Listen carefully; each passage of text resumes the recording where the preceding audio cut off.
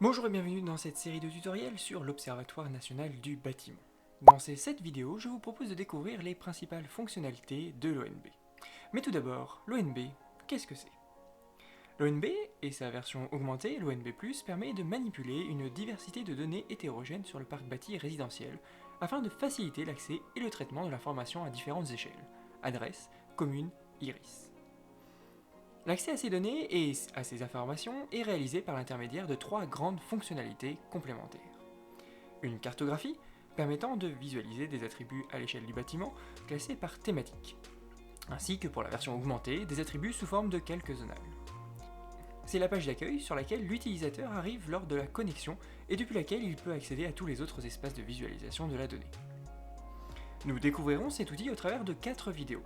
Une première pour prendre en main la cartographie, une deuxième sur la définition des périmètres d'études, une troisième sur les outils associés à la cartographie et sur l'export de cartes, et une dernière sur la table attributaire et ses fonctionnalités.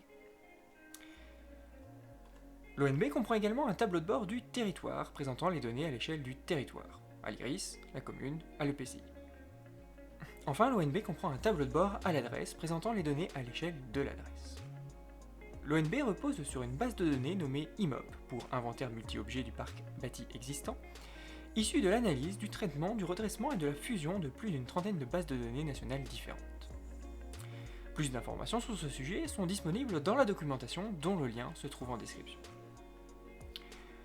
L'ONB existe également dans une version augmentée appelée ONB+, dans laquelle sont ajoutées de nombreuses fonctionnalités, filtres multicritères, fonctionnalités avancées d'export et de personnalisation des tableaux de bord.